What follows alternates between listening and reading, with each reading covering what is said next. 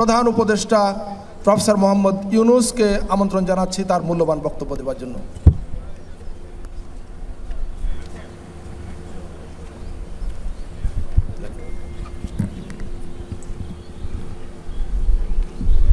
বিসমিল্লাহির রহমানির রহিম।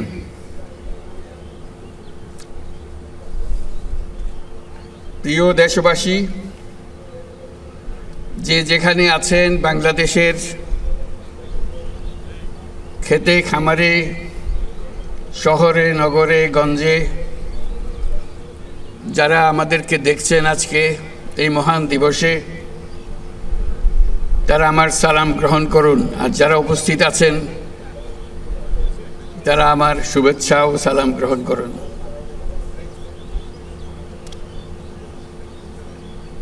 প্রথমে আল্লাহর কাছে শুকরগুজারি করছি এই মহান দিবসটি আমাদেরকে দেওয়ার জন্য। তার রহমতে আজকে আমরা এটা সফল করতে পারলাম, এবং তার যে রহমত আছে সেটারও প্রমাণ আমরা পেলাম। যখন জুলাই ঘোষণা দেওয়ার জন্য এখানে এসেছিলাম, ওখানে বৃষ্টির কোনো লক্ষণ ছিল না, কিন্তু আমাদের কাজ শুরু হবার মাত্রই বৃষ্টি শুরু হয়ে গেল। তা আমি বললাম যেটা আল্লাহর রহমত আমাদের উপরে বর্ষাচ্ছে। আজকেও আল্লাহর মেহেরবানি, ঠিকই তিনি আমাদের উপর রহমত বর্ষিয়েছেন, তার কাছে আমরা শুকরগুজারি করি। এই যে মহান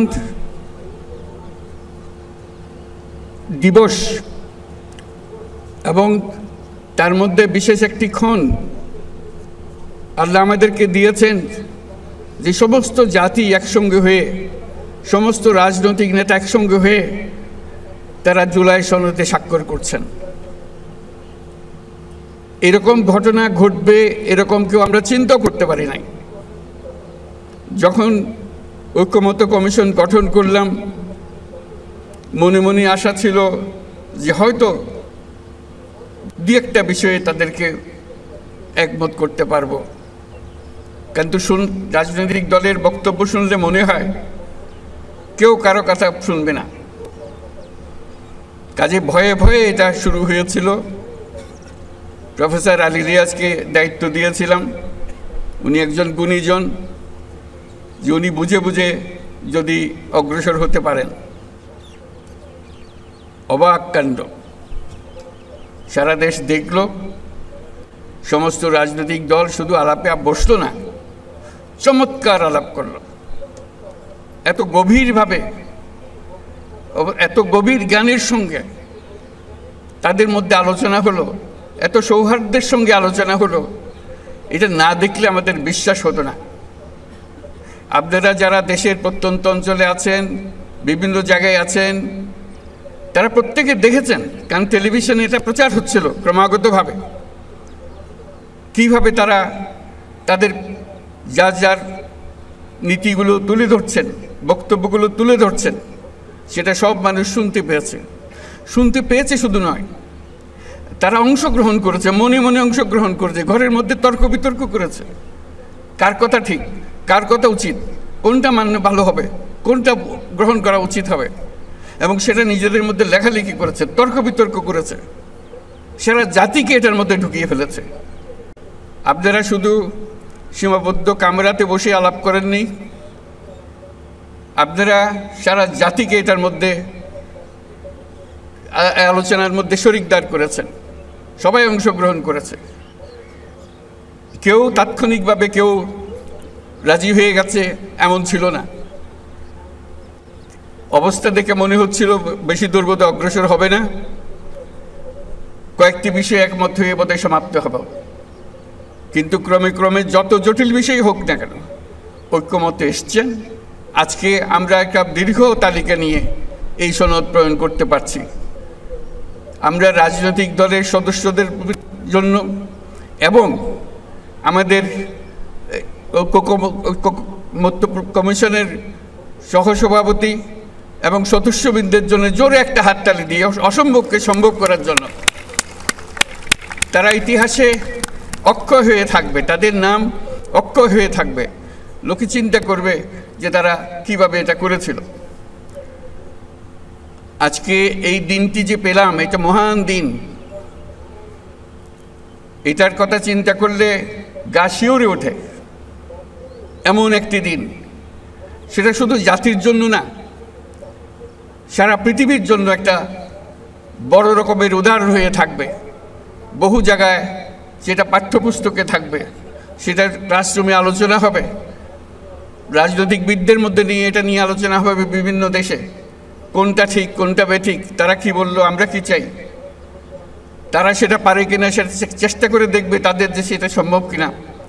যেই উদাহরণ আমাদের দেশের রাজনৈতিকবৃন্দ সৃষ্টি করেছেন, সেটা দেশের জন্য তো বটেই, সারা পৃথিবীর জন্য উদাহরণ হয়ে থাকবে।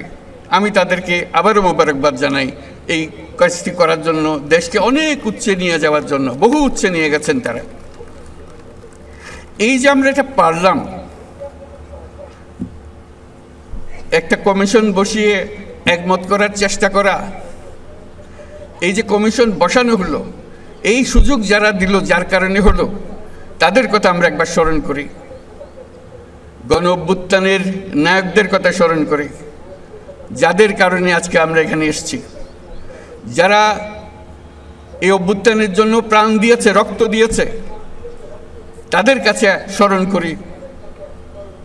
যারা আহত হয়েছে, বীর যোদ্ধা যারা আহত হয়েছে, বেঁচে আছেন, কষ্টে আছেন, তাদের কথা স্মরণ করি। তাদের কাছে আমাদের শ্রদ্ধা জ্ঞাপন করি, আমাদের কৃতজ্ঞতা প্রকাশ করি। তাদের জন্যই আজকে আমাদের এই দিনটি করা সম্ভব হয়েছে। তাদের কাছে আমরা সারা জাতি চিরকৃতজ্ঞ থাকবে। আমরা সেই কৃতজ্ঞতা তাদেরকে জানালাম। আমরা আজকে যে কাজটা করলাম, এখানে স্বাক্ষর করলাম সবাই মিলে, সেটা দিয়ে আমার বাংলাদেশ পরিবর্তন হবে। এই পরিবর্তন সম্ভব হলো ওই গণ অভ্যুত্থানের কারণে, ছাত্র জনতার অভ্যুত্থানের কারণে। এটা হলো দ্বিতীয় অংশ। সেটা তারা করেছিল বলেই আজকে আমরা এই সুযোগ পেলাম। আমরা পুরনো কথাবার্তা সব পাল্টে ফেলে নতুন কথাগুলো আমাদের জীবনে নিয়ে আসলাম, আমাদের জাতীয় জীবনে নিয়ে আসলাম, আমাদের সংবিধানের পরিবর্তনের মধ্যে নিয়ে আসলাম, আমাদের অন্যান্য বিষয়ে সরকার চালানোর বিষয়ে নিয়ে আসলাম। অনেক বিষয় এসছে এই পরিবর্তনের ভেতরে। এই পরিবর্তন এখন আমাদের সামনের দিকে এগিয়ে নিয়ে যাবে। আমরা সেই পথে অগ্রসর হব। আমাদের জন্য আজকে নবজন্ম, আমাদের নবজন্ম হলো আজকে। এই স্বাক্ষরের মাধ্যমে আমরা নতুন বাংলাদেশের সূচনা করলাম। সেটা যেন সঠিকভাবে আমরা যেতে পারি, এটার জন্য আমরা আল্লাহর মেহেরবানি চাই, যাতে করে আমরা এটার থেকে বিচ্যুত না হই। আমরা একমত হয়েছি, এই একমত সুন্দরভাবে পরিচালনা করা, সামনের দিকে নিয়ে যাওয়া কীভাবে আমাদের কাছে সম্ভব হয়। যেই তরুণরা এই দিনটিকে সম্ভব করেছে,